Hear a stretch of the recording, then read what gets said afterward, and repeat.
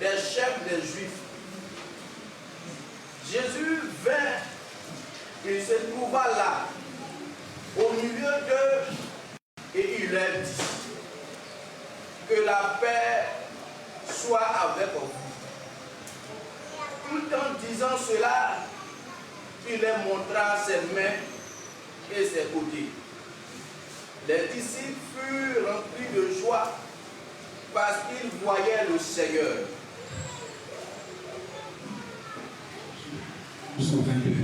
Que la paix soit avec vous, leur dit-il de nouveau. Que la paix soit avec vous. Leur dit-il de nouveau. Comme mon Père m'a envoyé, moi aussi je vous envoie. Après avoir dit cela, il souffla sur eux et continua. Recevez l'Esprit Saint. Alléluia. Acte 2. Acte 2. Acte chapitre 2, 1 à 4. Acte 2, verset 1 à 4.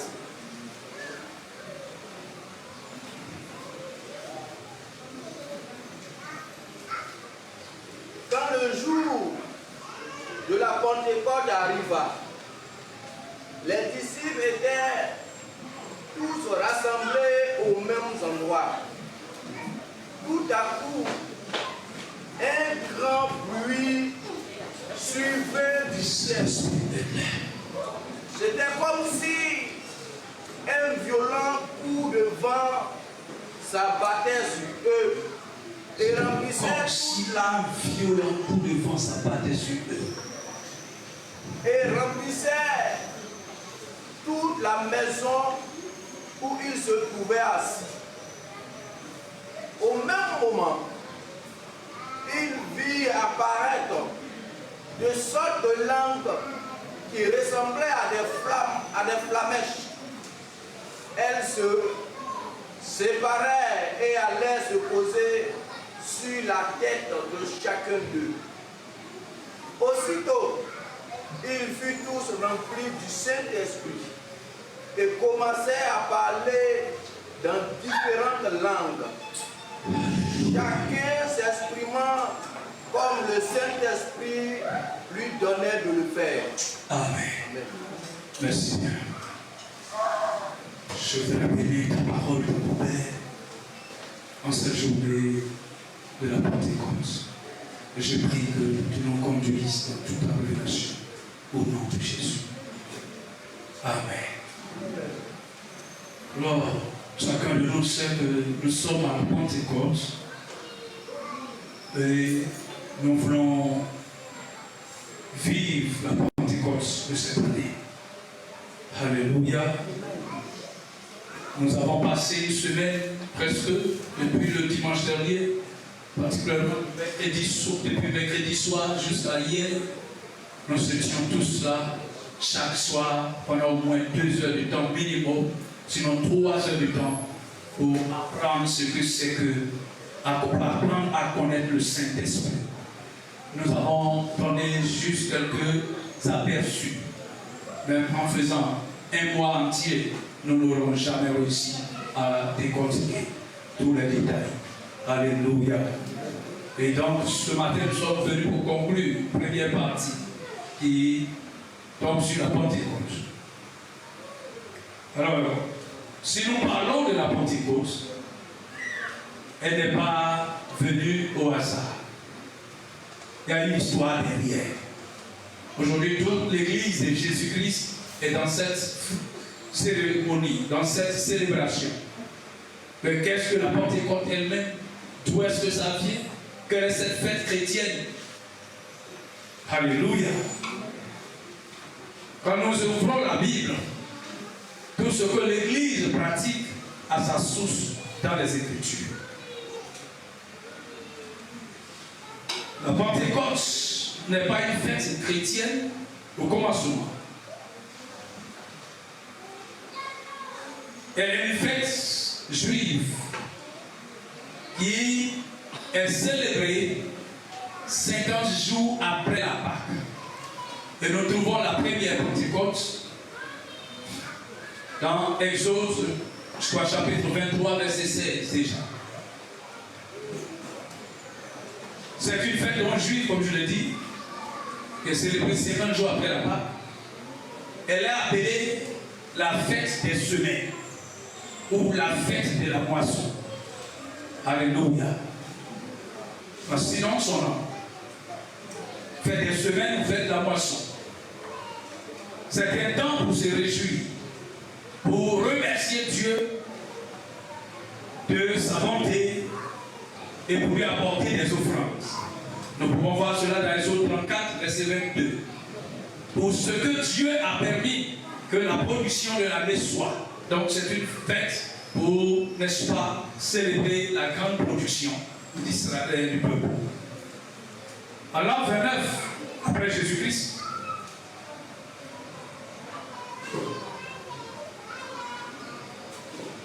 c'est 50 jours donc après sa résurrection. Quand je dis l'an 29, parce que Christ n'a pas commencé à l'an 0. Il y a à peu près un entre. Il a commencé à moins 5, moins 4 pour boucler ses 30 ans. Donc quand on fait l'analyse, ça fait un peu de l'an 29. Alléluia. Et donc après sa résurrection, pendant que les Juifs, eux, célébraient leur fête de Pentecôte, fête de moisson, fête de la récolte normale, ancienne fête qu'ils avaient l'habitude de célébrer. Ce même jour-là, c'est là que le Saint-Esprit a choisi de descendre sur les disciples qui étaient dans la chambre haute. Et ce jour-là, ils ont tous été remplis. Ils étaient au nombre d'environ 120 personnes. Les disciples du Seigneur. Ils n'étaient pas en train de faire la fête de Pentecôte. Et ils étaient enfermés dans la chambre haute 50 jours après la Pâque et 10 jours surtout après le départ du Seigneur officiellement. Amen. Et donc les disciples vont être remplis du Saint-Esprit ce jour-là. C'était donc la première Pentecôte chrétienne. La première. Désormais, donc, l'Église de Jésus-Christ va donner une autre orientation à cette fête-là. Le terme Pentecôte va prendre une autre signification pour l'Église. Alléluia. Pour le chrétien, il y a cette expérience qui va être rattachée, la Pentecôte va être rattachée à la descente du Saint-Esprit, à l'infusion du Saint-Esprit, au baptême dans le Saint-Esprit. Et donc, au lieu que ce soit la fête de la moisson, elle est maintenant la fête du Saint-Esprit. Amen. Qui nous apporte un autre type de moisson. La moisson des arbres va commencer. Alléluia. Voici donc, nous, quelque part, quelques éléments pour situer la fête de la Pentecôte. Pourquoi nous devons la célébrer? Parce que c'est bon. Le Saint-Esprit nous dit que la moisson est déjà prête. Il faut aller, il faut récolter. Alléluia. Donc il faut des ouvriers dans la moisson. Et donc, la Pentecôte va servir de Lucas pour Dieu, afin que nous passions à autre chose.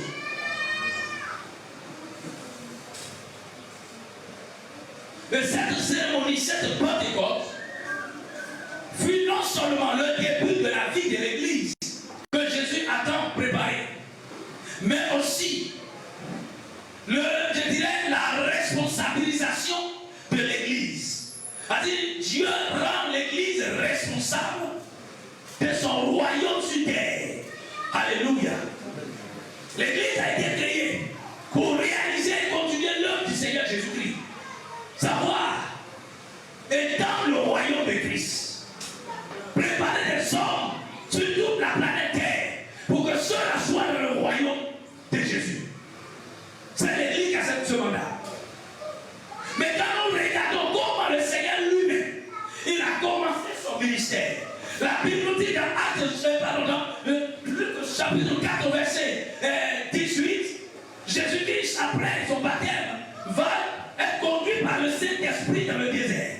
Et il revient 40 jours après, revêtu de la puissance du Saint-Esprit, et des miracles s'opéraient, le message était prêché avec puissance, des transformations de vie étaient réelles. Frère, je veux dire quoi?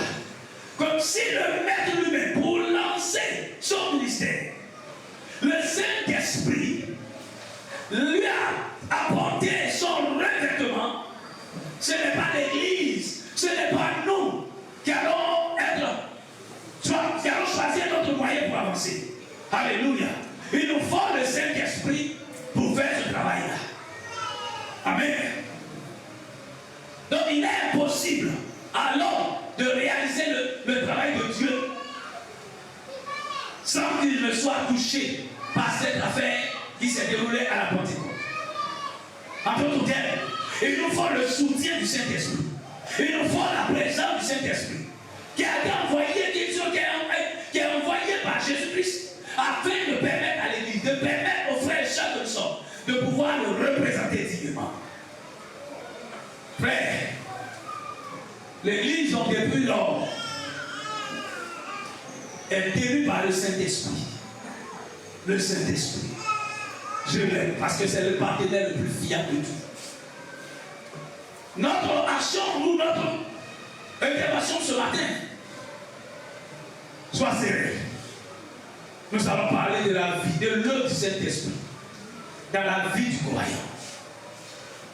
Frère, il y a tellement de confusion aujourd'hui dans notre affaire quant au rôle que joue le Saint-Esprit dans la vie du chrétien. Tout est mélangé. Chacun a son Saint-Esprit qu'il prend.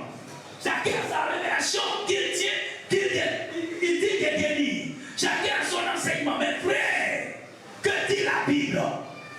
La chrétienté n'est pas une affaire que Dieu et l'ange m'a parlé. Nous ne sommes pas là. C'est Jésus qui a son église et il nous a mis dedans. Alléluia. Et donc nous devons comprendre l'environnement. Comprendre pour ne pas être dans la confusion comme M. Tout le monde. L'idée, confusion réside dans le fait que nous ne savons pas très bien si lorsque nous avons accepté Jésus, c'est fini, et on est chrétien, ça s'arrête là, ou bien il y a autre chose. Et pendant des années, on reste même chose. Mais quand tu ouvres la Bible, c'est pas vrai. La Bible présente deux ministères importants qui vont attirer l'attention. Deux ministères du Saint-Esprit pour l'Église. Sinon, trois. Le troisième, je n'en parlerai pas ce matin. Mais les deux autres m'intéressent ce matin. Deux ministères du Saint-Esprit qui doivent mettre connus dans l'Église par les croyants afin que notre résultat spirituel reflète la gloire de Dieu. Parce qu'à la fin, c'est une question de résultat. Le Saint-Esprit a un ministère que j'appelle le ministère intérieur. Le ministère intérieur. Il y a un autre ministère que je vais nommer le ministère extérieur. Ces deux ministères ont des objectifs différents. Ils ont des fonctionnements différents. Mais il faut que chaque chrétien ait ces deux ministères en lui. Si tu prends un seul, tu seras bloqué. Et malheureusement, nous sommes beaucoup à avoir un seul. Et ça ne fonctionne pas. Ce matin, tu auras les deux ministères. Alléluia. Frère, Dieu veut que tu aies ces deux ministères, tu les connaisses non seulement, mais que tu les expérimentes clairement. Et c'est pourquoi nous sommes là pour témoigner. Le ministère intérieur qui est donné dès la nouvelle naissance, à partir de la nouvelle naissance, ça veut dire que j'étais païen hier, j'ai accepté la parole, entendu la parole, j'ai accepté. Je commence mon ministère intérieur immédiatement. Donc ce ministère intérieur qui est opéré par le Saint-Esprit va conduire Dieu, à connaître le Seigneur, à connaître, n'est-ce pas, son Seigneur, et à atteindre la maturité. Ce ministère intérieur va nous conduire à développer le caractère de Christ. Pendant que le ministère extérieur, lui, il va venir après pour nous équiper afin, n'est-ce pas, de nous permettre d'exercer le ministère. Si malheureusement nous confondons ces deux ministères, si nous ne distinguons pas, et si nous choisissons aussi de choisir un pour laisser l'autre, croyez-moi, après 10, après 15 ans, 20 ans, ta vie chrétienne n'intéresse pas à Jésus-Christ véritablement. Parce que si tu prends le ministère intérieur et que tu laisses l'autre, il y a son effet. Si tu prends le ministère extérieur et que tu laisses le premier, il y a aussi son effet. Alléluia. Sois candidat pour tous les ministères. Alléluia. Si tu as le Saint-Esprit, normalement, tu dois avoir tous les ministères. Voyons en détail ce dont je vais parler. Nous avons lu tout à l'heure le texte de Jean. La Bible nous dit que Christ est venu et son ministère s'est soldé par sa crucifixion et par sa résurrection. 3 jours après. Et après cette résurrection, il passera du temps avec les disciples. Il passera du temps avec ses ennemis pendant 40 jours. Et il choisit un dimanche. Le soir de ce dimanche, les portes de la maison où les disciples se trouvaient étaient fermées, car ils avaient peur des Juifs. Jésus fait alors se présenter au milieu d'eux et leur dit que la paix soit avec vous. Alléluia. Que la paix soit avec vous. Après avoir dit cela, il leur montra ses mains et son côté. Les disciples furent remplis de joie en voyant le Seigneur. Jésus leur dit de nouveau que la paix soit avec vous. Tout comme le Père m'a envoyé, moi aussi je vous envoie. Tout comme le Père m'a envoyé, moi aussi je vous envoie. 22. Après ces paroles, il souffla sur eux et leur dit: recevez le Saint-Esprit. Voici il passe. Il a fini. Il est la dernière journée. Et dimanche soir, alors que les disciples avaient peur, à cause de ce que tout était possible contre eux, ils ont soutenu le Seigneur. Il a fini son ministère. Les Juifs l'ont tué. Et il est ressuscité. Mais quel est le sort que réservent les Juifs pour ces disciples du Seigneur? Cela a provoqué la peur. Qu'est-ce qu'ils vont nous faire? Vu qu'ils savent que nous savons que Jésus est ressuscité. Alléluia. Et il n'a pas de tombeau. Et alors ils se sont enfermés.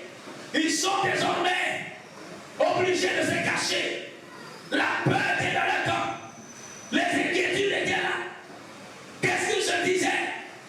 Pourquoi Jésus est parti? Il nous a laissés comme ça. Mais la Bible dit pendant qu'ils étaient enfermés, Jésus apparaît au milieu d'eux. Alléluia. Il est arrêté au milieu d'eux. Et il a dit cette merveilleuse parole: que la paix soit avec vous. Oh! Le Galilée est à nouveau visible. Que la paix soit avec vous. L'homme de paix. Et alors, sur le visage des disciples, la joie s'est établie. La réjouissance s'est établie. Et il a dit: comme le Père m'a envoyé, moi aussi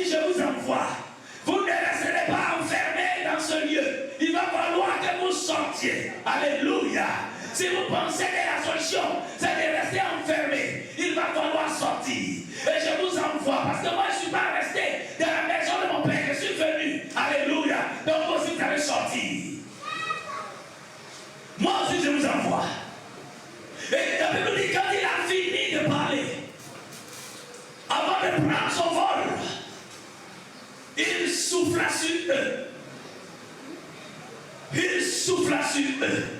Et il dit, recevez le Saint-Esprit. Mes amis, jusque-là, ils n'avaient pas le Saint-Esprit en eux.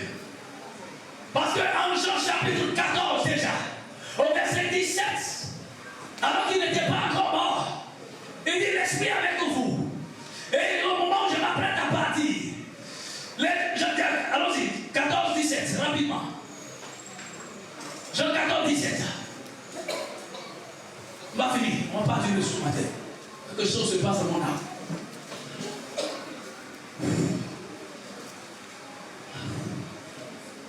Jean 14, 17.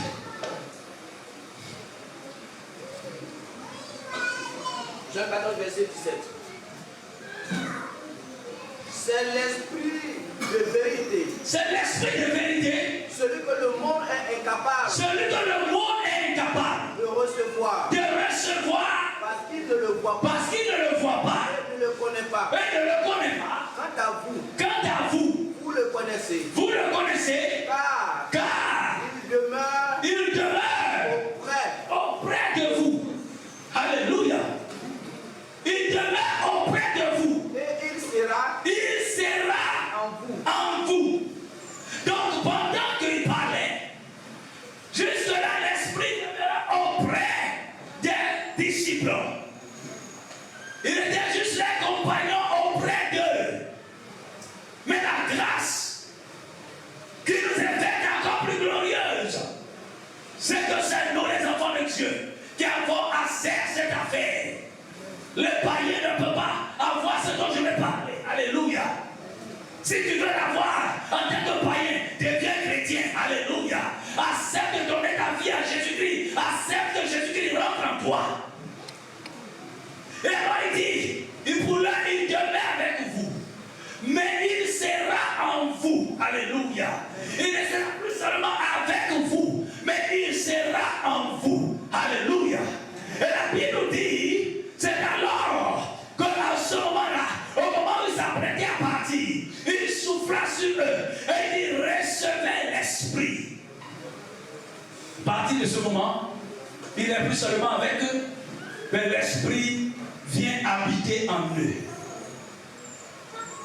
Frère, le ministère intérieur, c'est lorsque l'Esprit de Dieu, faisant de toi enfant de Dieu, viens habiter en toi par ta nouvelle naissance. Alléluia.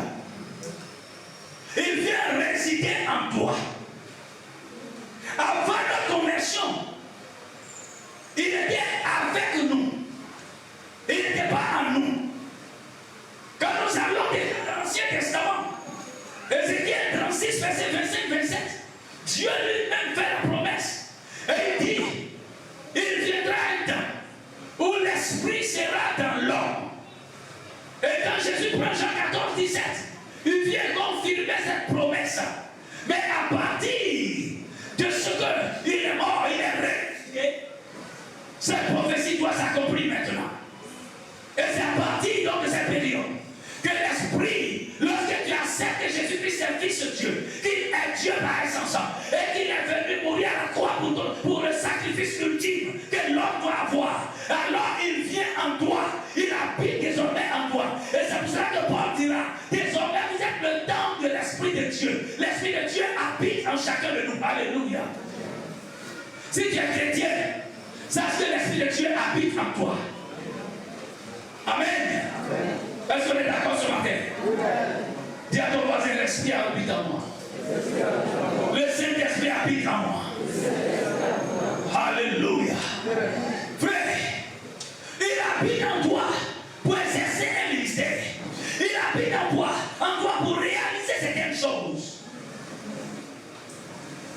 Il vient habiter en nous pour produire en nous le caractère de Jésus-Christ. Son amour, le caractère de Christ, c'est quoi? C'est son amour, c'est sa paix, c'est sa patience, c'est sa joie, c'est sa fidélité, c'est sa douceur, c'est sa vérité. Quand l'Esprit de Dieu vient habiter en toi, c'est par le ministère de l'intérieur qui est en toi, qu'il fait en toi,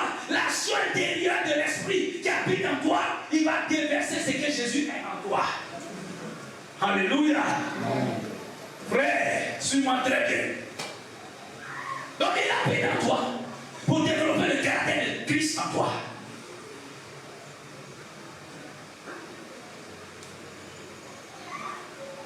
Il habite en toi pour te mettre à part, pour te sanctifier. Désormais, tu n'es plus comme les gens de ce monde, mais tu es fils du royaume de Dieu. Alléluia. Pourquoi? Parce que l'Esprit de Dieu habite en toi. Si tu n'as pas l'Esprit de Dieu, tu ne peux pas être appelé enfant de Dieu. C'est parce que par Jésus-Christ seul que nous pouvons recevoir l'Esprit de Dieu en nous. Et si donc tu veux être enfant de Dieu, il faut cette vérité que Jésus-Christ envoie son Esprit en toi ce matin au nom de Jésus de Nazareth. Tout le monde se clame enfant de Dieu, mais on ne sommes pas tous enfants de Dieu. Non, non, non. Nous sommes tous créatures de Dieu. Mais il y a des enfants différents de la création.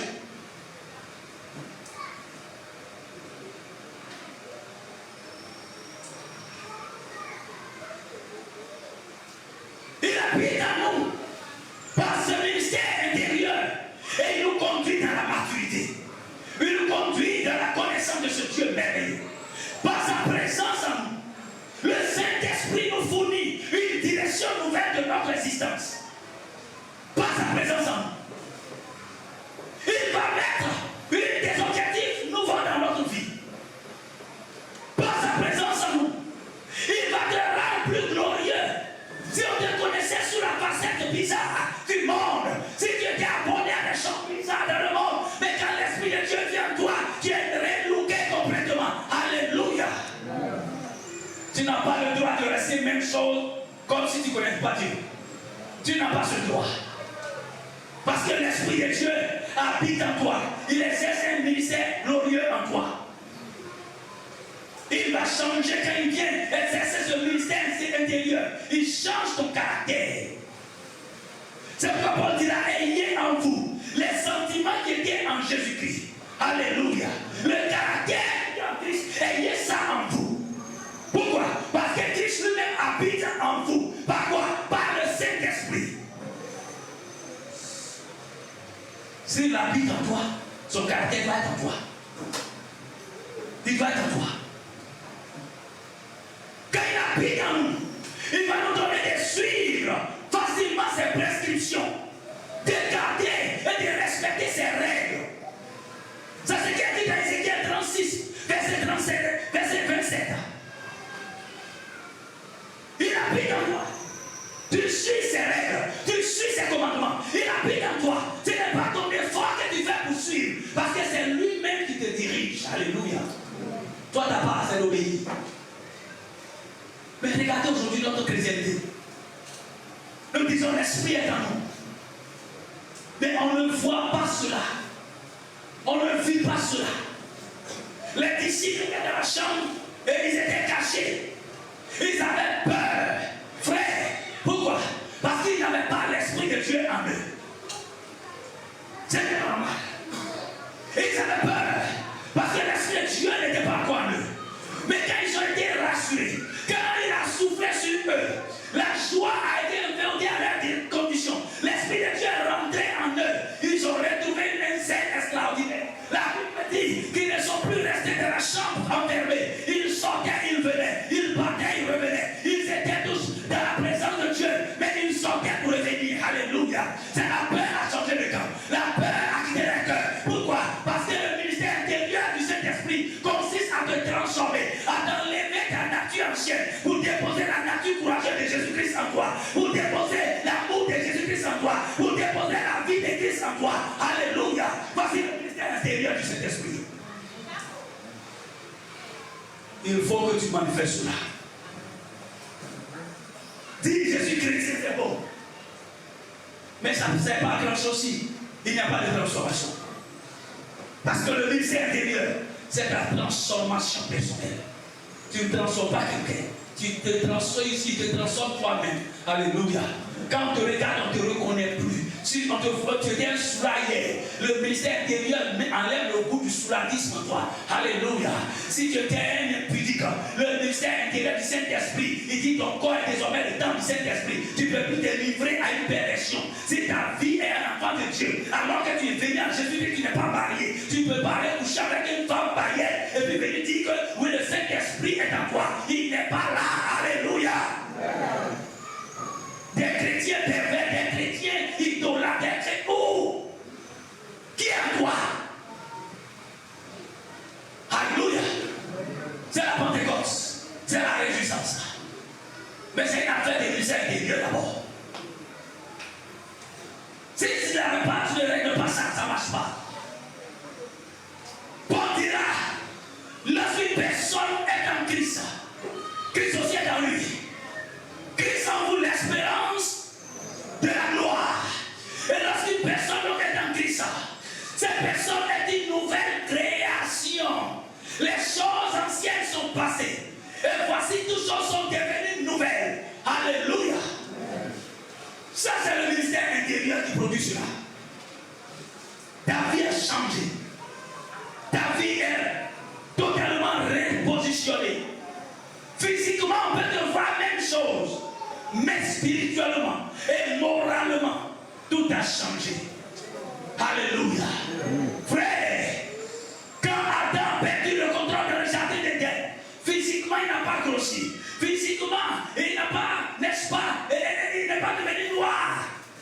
Mais l'intérieur était poussier. Mais quand l'Esprit de Dieu est venu pour réhabiliter l'homme, il ne va pas te donner, si tu faisais, n'est-ce pas, 10 kilos, pardon, 35 kilos, il ne va pas te faire 60 kilos, parce que l'Esprit est en toi. Alléluia.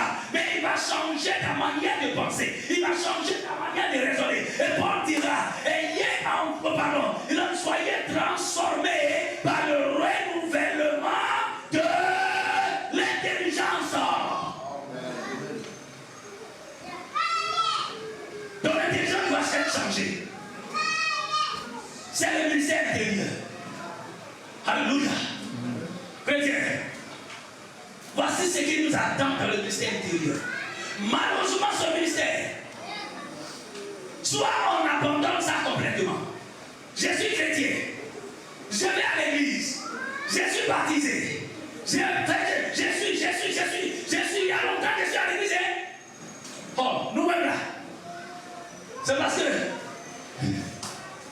si on a longtemps, on va à l'église. Mais mon frère, c'est pas ta naissance spirituelle qui m'intéresse, c'est ta transformation. C'est ta transformation. C'est ça là que Dieu regarde.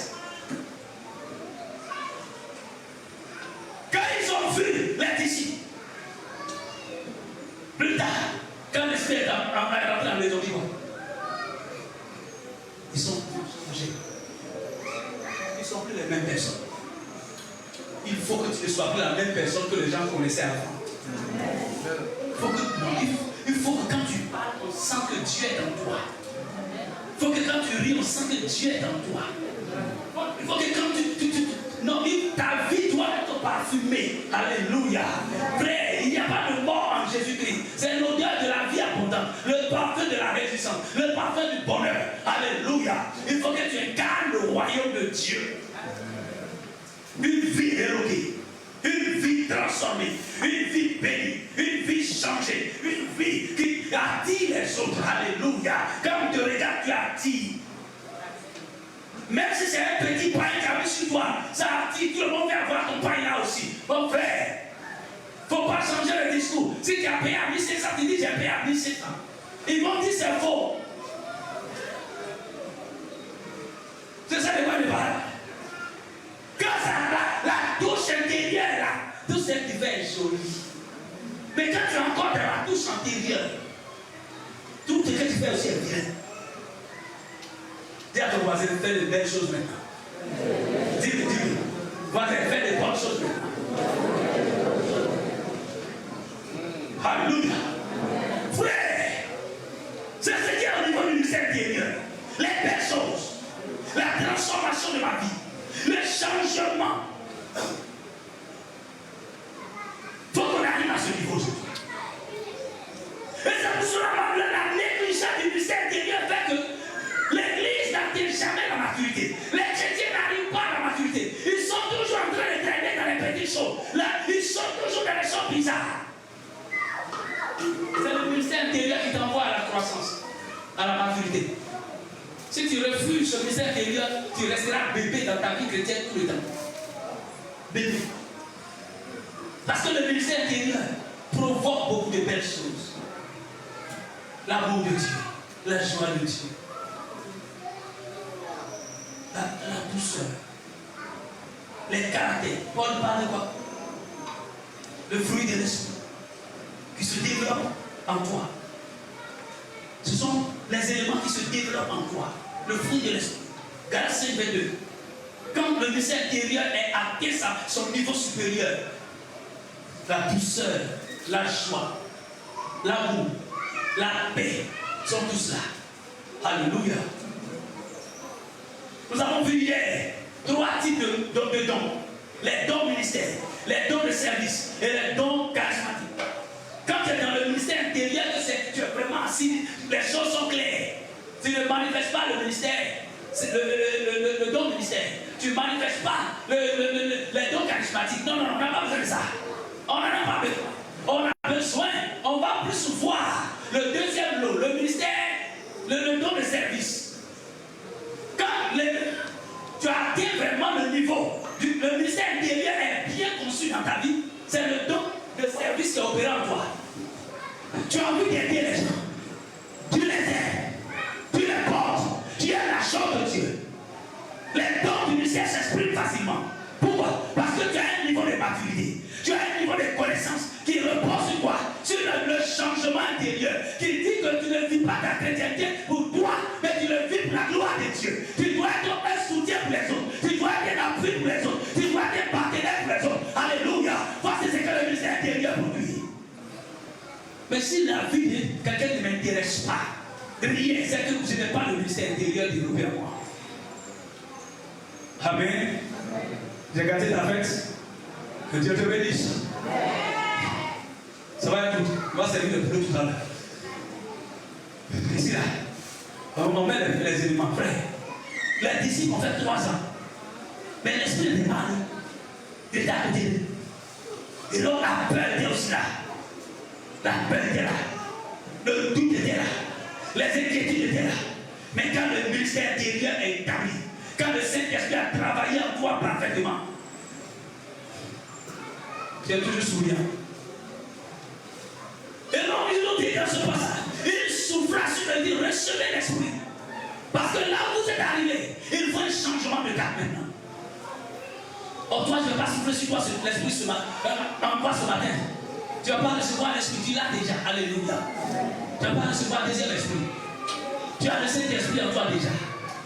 Amen. Mais après le ministère intérieur du Saint-Esprit, quand l'Esprit de Dieu a fait ce travail glorieux en toi, il ne faut pas t'arrêter là. Si tu as choisi de lui laisser la place pour qu'il transforme ton cœur est changé, ta vie est transformée à l'intérieur. Les choses de Dieu deviennent une passion pour toi. La présence de Dieu n'est plus un problème pour toi. L'amour de Dieu n'est plus une souffrance pour toi. Mais tu fuis le péché. Tu sais que tu es dans la sanctification et tu vas progresser dans cette sanctification. Parce que la sanctification commence le jour où tu acceptes le Seigneur. Tu es déjà mis à part. Mais tu dois progresser dans la sanctification pour que tu atteignes le niveau supérieur. Ça, c'est la vie du Saint-Esprit en toi. La seule chose que je peux te dire ce matin, Dieu Saint-Esprit de travailler dans ta vie. Alléluia. Dis-lui, Saint-Esprit, travaille dans ma vie. Saint-Esprit, je te laisse ma maison. Travaille maintenant. Pendant longtemps, j'étais empêché. Mais à partir d'aujourd'hui, voici mon cœur. Il est blanc maintenant. Travaille dedans. Alléluia. Donc ta déclaration, non, moi je ne crois pas. On a fait un perroquet. Mais ça ne vient pas de ton cœur. Alléluia. Frère, tout ce que tu vas devenir commence par le ministère du Saint-Esprit en toi. Si tu rates ça, tu vas durer sur la route. Oh, Jésus ne t'a pas appelé pour durer sur la route en tant que bébé. Alléluia. Il veut que tu deviennes garçon, femme. Que pardon, que tu deviennes homme. Que tu deviennes femme. Mais les garçons, là, on ne fait pas grand chose. C'est les hommes qui prennent des responsabilités. Alléluia.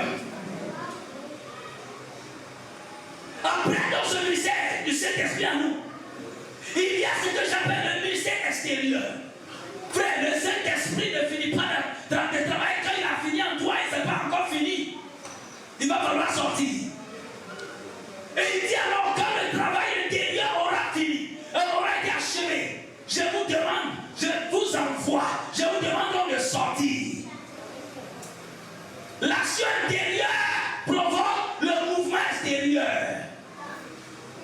L'œuvre accomplie à l'intérieur va t'amener à parler au dehors. Si jusque-là tu n'arrives pas à parler au dehors, c'est que ton travail intérieur n'est pas encore fini. Amen. Mais il ne faut pas aussi durer longtemps. Il faut accepter que ça finisse un jour. Le ministère de l'intérieur extérieur, c'est le ministère que le Saint-Esprit va produire lorsque, au lieu de venir en toi, il ne vient plus en toi, mais il vient sur toi. Alléluia. C'est un autre aspect.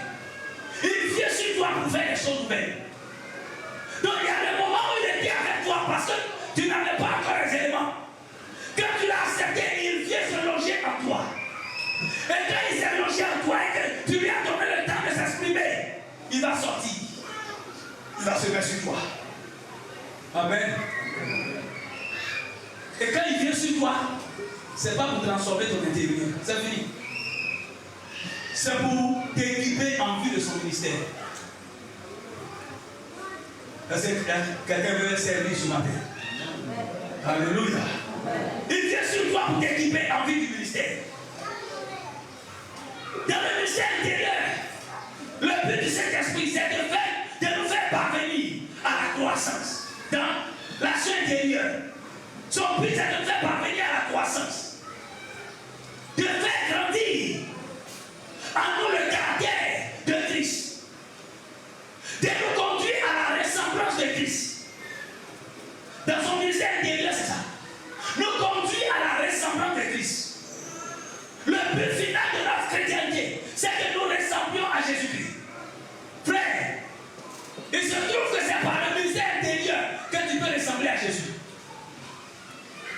Et malheureusement, c'est sur ce ministère-là que les gens sont négligents. Frère, tu vis ta vie chrétienne, ce que Dieu attend de toi, c'est que tu arrives à ressembler à Jésus-Christ. Amen. Ah, donc tu ne savais pas ça. Tu crois que c'était peut-être membre de la fondation. Seulement, et puis c'est fini quoi. Tu dois ressembler à Jésus-Christ. Mais Jésus même il est comment? C'est pas la peine d'aller à Gabriel pour payer sa photo. Ce qu'il vend là, c'est pas la photo de Jésus. C'est un homme mortel comme toi et moi. Il voulait faire film.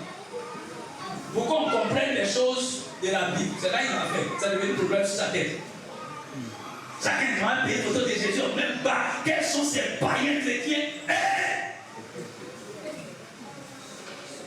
Tu vas aller même dans des maisons des évangéliques et pentecôtistes. C'est collé bas. C'est Jésus. Et le matin, il regarde et puis il est là, il pleure. Mais tu es malheureux, toi. Tu crois que c'est Jésus qui est là? Ah! Même si tu n'es pas encore transformé. Mais il faut accepter au moins que la photo est venue des années plus tard. Alléluia. C'est pas lui. Disons-nous la vérité. Les gens ont compris qu'il y a une population fanatique. Donc ils ont fabriqué la chose pour avoir l'argent. Et on est là, on les enrichit avec. Il y en a même, tu vas aller sur la route, ils sont partis payer pour aujourd'hui. Là, si Jésus est arrivé aujourd'hui, que ton âme soit délivrée. Frère,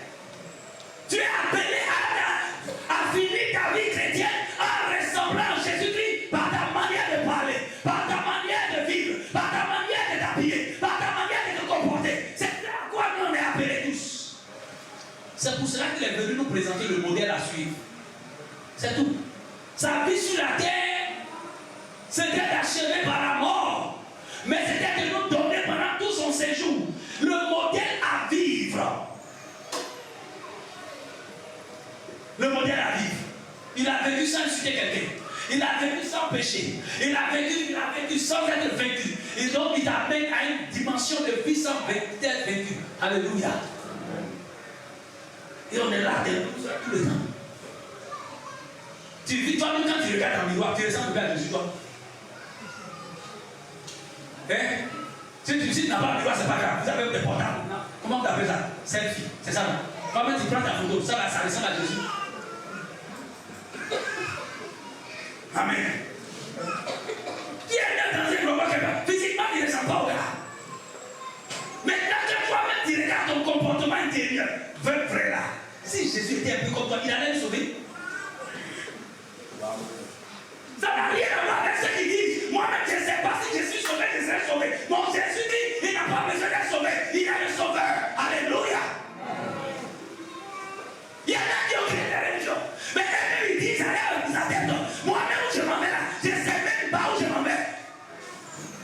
Et puis, ils ont des attentes à suivre. Alléluia. Et ils sont en train de laver des péchés. Et puis c'est qui montre le chemin. Jésus lui dit, moi-même je suis le chemin. Alléluia. Je ne te montre pas un chemin. Je suis le chemin moi-même. Et pour vivre ça, il faut que tu acceptes le changement. Et au terme de ta vie chrétienne, quand on te regarde, on dit on est reconnu pour avoir été, pour finir le verset, pour avoir été avec Jésus. Au départ, Pierre a fui. Mais quand l'Esprit est venu en lui, il s'en a stabilisé. On l'a reconnu pour avoir été avec Jésus. Même quand l'Esprit n'était pas encore rentré, Pierre disait aux gens, je ne le connais pas, mais oh, tu as commencé à parler comme lui. Frère, pardon. Pierre avait 3 ans avec Jésus-Christ. L'Esprit n'était pas en lui direct.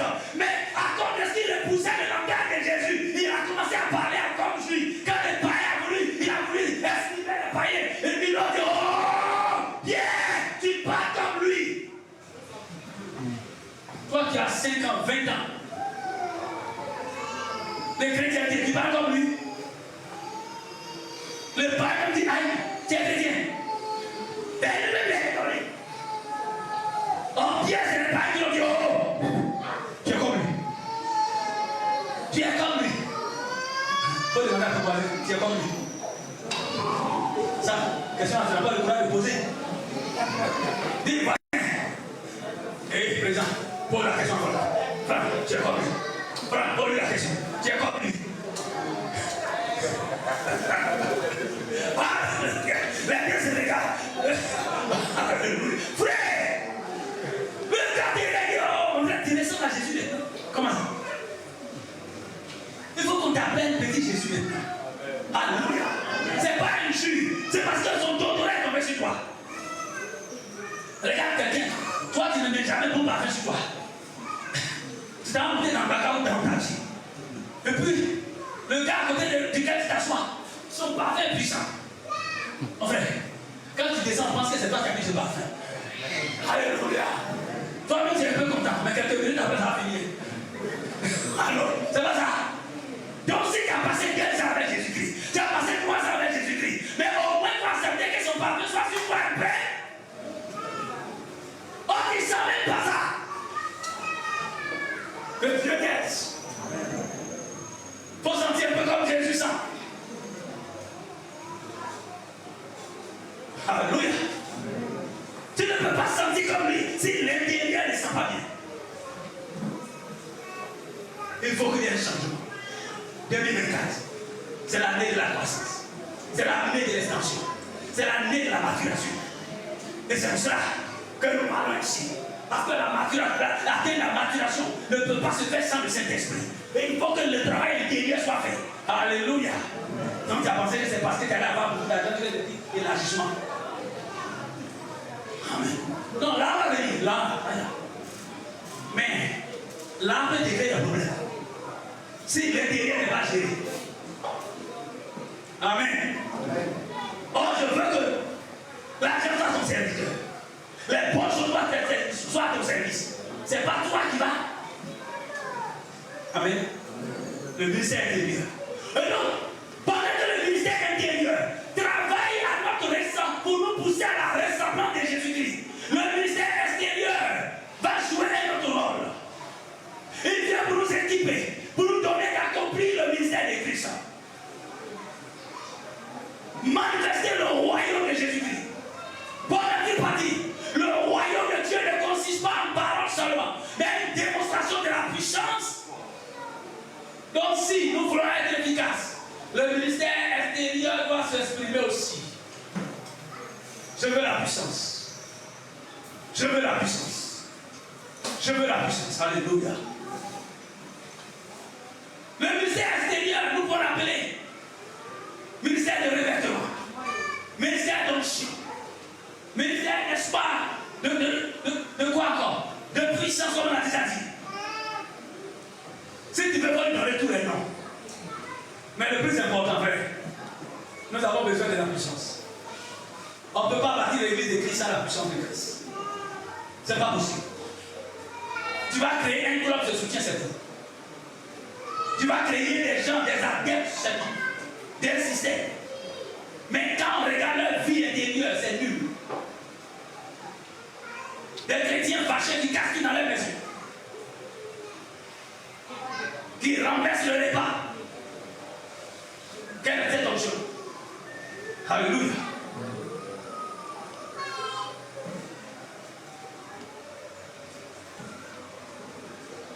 Le ministère extérieur ou le ministère d'onction a toujours existé. Il a existé dans l'Ancien Testament.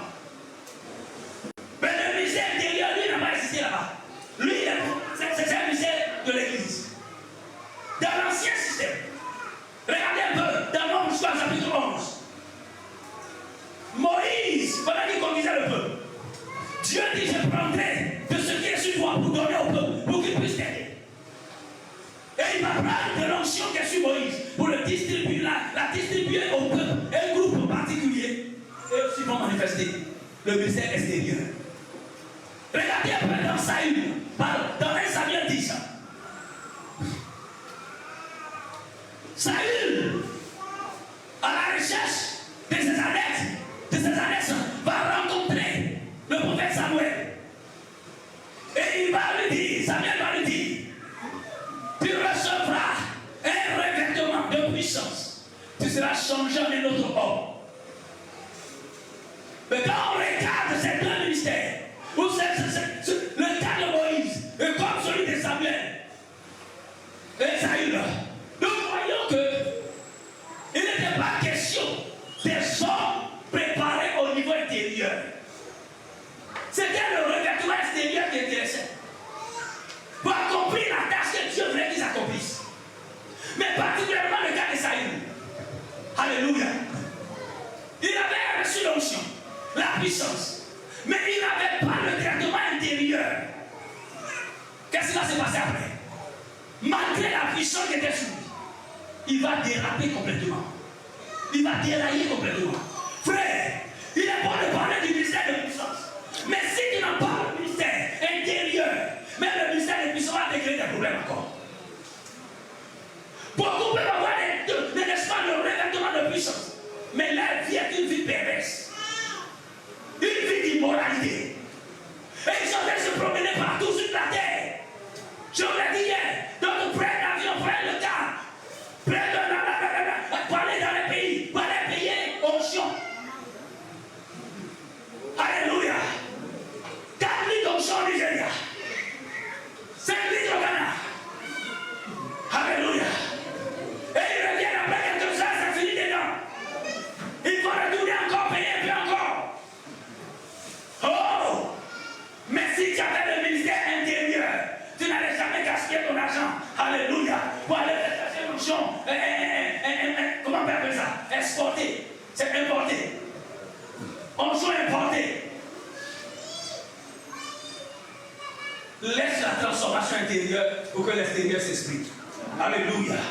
Frère, on aime ce qui est dehors, parce que ce qui est dehors révèle à des caractères particuliers. Il nous faut d'abord développer le caractère pieux. Un ministère du Saint-Esprit à l'intérieur de nous qui est approprié. Et nous allons vivre la puissance extérieure. Amen. Et ces deux passages, la Bible dit, dans Actes chapitre 2, alors que nous étions à la Pentecôte, cette fête de célébration de la moisson, cette fête d'élévation, Actes 2, verset 1 à 4, alors que les gens étaient venus de partout, la terre, dans les environs de 30 km de Jérusalem, ils sont venus de partout. Il y avait du monde ce jour-là. Ils étaient en train de célébrer la grande fête, la fête de la moisson, la fête de la récolte, la fête de la bénédiction. Ils étaient là, chacun venu certainement à une offrande, à l'espoir, à Jérusalem, c'est qu'il avait le meilleur. Frère, Dieu préparait aussi un revêtement depuis le ciel. Il préparait une opération surnaturelle. Et la Bible dit, pendant que les apôtres étaient rassemblés dans la prière, au petit matin, un bruit s'est manifesté. Un bruit de pluie. Frère, la pluie s'annonce toujours par un vent léger, un vent glorieux. Alléluia. Et ce vent commençait à souffler. Immédiatement. Des langues de feu ont leur apparition. Et les hommes ont commencé à parler un peu tout le monde. Le ministère extérieur prenait sa forme, prenait son appui ce jour-là. Ils sont revêtus de puissance. Ils ont commencé à parler en d'autres langues. Toutes les nations qui étaient là comprenaient parfaitement ce que les apôtres prêchaient ou étaient en train de déclarer. D'abord, ils ont pensé qu'ils étaient ivres de vin. Mais après, ils se sont rendus compte que ce n'était pas l'ivresse du vin, mais c'était la puissance d'en haut qui était sur eux. Frère, pour transformer leur ministère qui était à l'intérieur, le transposer à l'extérieur maintenant. Ils ont parlé, commencé à prophétiser, à déclarer les merveilles du Dieu vivant qui étaient annoncées depuis Joël. Alléluia. Dieu a commencé à exprimer l'accomplissement de la prophétie ces jours-là. Et alors, chacun les entendait parler dans sa langue. Et c'est là que naquit alors la proclamation des langues. Alléluia. Au niveau spirituel. Dieu venait de montrer par là l'universalité de l'évangile. Chacun peut avoir l'évangile dans son dialecte. Alléluia. Il n'y a plus de frontières. Tout le monde peut avoir accès désormais à Jésus-Christ. Et alors à Jésus-Christ seul pour être sauvé. Les disciples ont été revêtus de puissance. La Bible dit, Pierre sort avec ses amis. Le même Pierre qui il y a quelques jours a déclaré ne pas connaître Dieu, Jésus-Christ. C'est lui qui déclare officiellement, vous l'avez tué, je le connais. Pourquoi? Parce que la peur est sortie de sa vie. L'inquiétude est sortie. Il est revêtu de puissance. Je veux te dire ce matin, tu as le moyen d'être revêtu aujourd'hui, d'être revêtu de puissance aussi. Si tu as accepté le ministère intérieur, alors tu vas aussi accepter le ministère extérieur. Alléluia. Beaucoup combattent le ministère extérieur. Non, ça c'est le diable, ça c'est le... Mon frère, il faut le laisser. Amen. Un jour, les gens ont dit, mais Seigneur, on a regardé dans le champ, il y a le blé et puis il y a aussi le faux blé. On va aller déraciner le blé, dit laissez-le. Le jour de la récolte, on va faire le tri. Le faux, il est dans le feu, le vrai, il est là à la maison. Alléluia. Le jour de la moisson, celui qui est faux sera jeté. Mais toi, il ne faut pas être faux. Tu n'es pas le juge des tout. Alléluia. Certains sont qualifiés aujourd'hui pour voir si c'est. Alors que ce n'est même pas le temps de discernement, tu as. Frère, comment je vais faire pour que j'arrive à manifester le ministère intérieur, extérieur? Tu es appelé à rechercher cela. Il faut que tu recherches cela. Que ce soit une passion pour toi. Je veux la puissance en haut. On entre maintenant dans le temps de la prière. Alléluia. Il faut le désirer. Il faut croire que la puissance a été accordée depuis Jésus-Christ. Il faut accepter cette vérité. Alléluia. Il faut accepter de passer souvent du temps dans la présence de Dieu. Très souvent même. Une vie de consécration. Et quand cette puissance vient sur toi, ta vie va commencer à être extraordinaire. Lorsque le chrétien est dans cette dimension de la puissance, de l'onction, frère, son désir change catégoriquement. Sa vie prend une dimension d'expression glorieuse. Ça, ces témoignages sont éloquents. Alléluia. La manifestation surnaturelle. Pourquoi? Parce que les dons sont déployés. Et il y a plusieurs dons dans la maison de Dieu que le Saint-Esprit a mis en nous. Il y a les dons de ministère. Tu peux être appelé à un ministère pastoral, à un ministère prophétique, à un ministère apostolique ce matin, à un ministère d'enseignant, à un ministère, n'est-ce pas, d'évangéliste, d'un enseignant. Tu peux être aussi équipé dans les dons du Saint-Esprit. Nous avons les dons d'inspiration vocale. Tu vas commencer à parler en langue. Tu vas commencer à prophétiser. Tu vas commencer également, n'est-ce pas, à interpréter. Nous avons également les dons que nous appelons les dons de révélation. La parole de connaissance. Le don de la parole de sagesse. Le don de discernement des esprits qui va être installé en toi ce matin même. Nous avons le don, ceux qui veulent opérer dans la puissance. Alléluia. Quelqu'un est candidat pour la puissance ce matin? Alléluia. Tes résolutions répondront le succès. Donc je retire ce don-là rapidement. Alléluia. Il y a la foi, le don de la foi. Le don d'opérer des guérisons. Est-ce qu'on peut avoir des versets ce matin? Avec nous. Et nous avons le don d'opérer des miracles. Oh, qui n'a pas envie d'être un canal des miracles? Mais il faut être un vrai candidat pour le miracle. Frère, je te dis, ces deux ministères doivent travailler dans ta vie. Tu n'as pas de choix. Si tu choisis un, tu es défavorisé. S'il est vrai que nous n'étions pas encore dans le ministère du Saint-Esprit à l'intérieur de nous, mais Lazare a choisi, je crois bien, son ministère. Il a laissé l'autre partie comme gouvernement. Il craignait Dieu, il est resté dans ça. Ça lui a été fatal, même s'il est rentré. Je ne souhaite pas que quelqu'un choisisse son camp ce matin. Laisse le Saint-Esprit dans ta vie et sur ta vie. Tu vas commencer à dire merci à Dieu. Je viens encore, mais